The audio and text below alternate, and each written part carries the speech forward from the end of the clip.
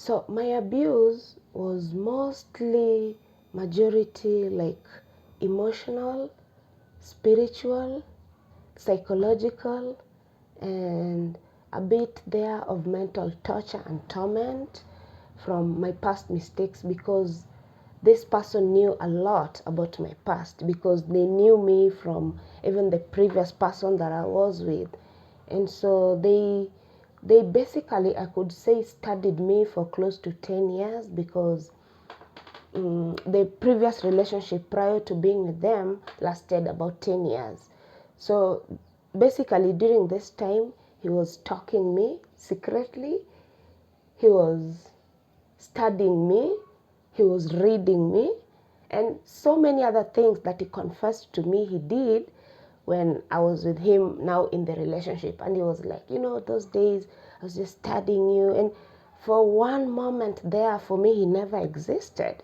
This person basically just never existed. I just never, ever paid attention to him as a person of the opposite sex. Yeah. So because I was in a relationship which for me back then was like happy, I was settled, I had my kids, I had my life going, I had my businesses. Like life was good for me because I was even driving back then.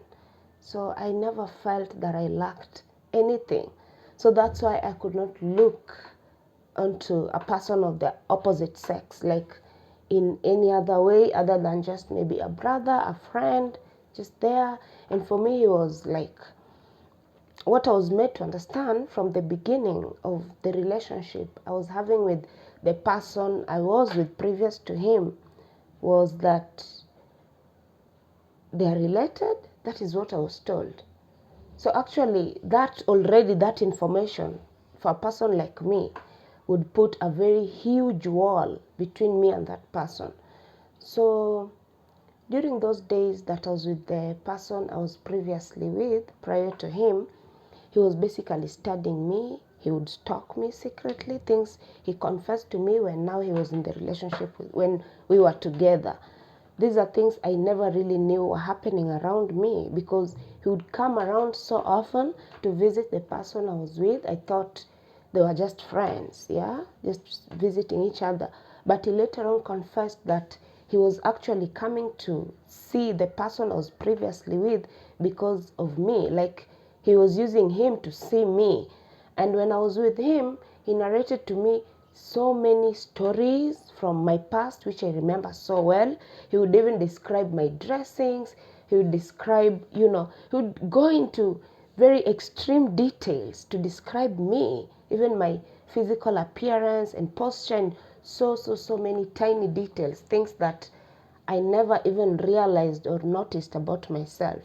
And for me, that caught my attention because this was the very, very first time somebody was ever talking to me about me in such a detailed manner. It even freaked me out, some of the things he would say.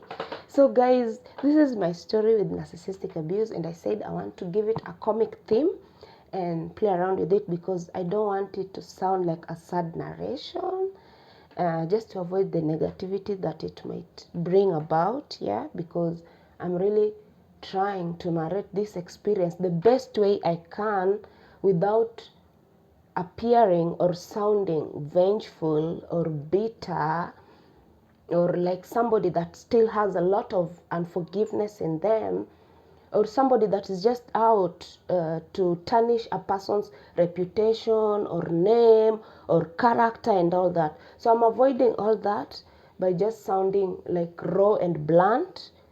It's not also good for the other person. Yeah, at the end of the day, they have an image, a reputation, and all that. So I'm putting all that into consideration, and that's why I'm trying to put this story out there across the best way I can, and still make it be an encouraging story to someone, still glorify God. I still want that aspect to come out, and also still, just invite people into my world and show them some of the things I've been through, just to share my story and how God's grace was sufficient for me, and still, make it have a purpose. Make this story have a purpose at the end of the day. So guys, stick around and just let flow with me, yeah. Just flow with me. Some of the things, some of the information might not come out in order as expected, because I don't have a script, I don't have a guide, I don't have anything anywhere that I'm using.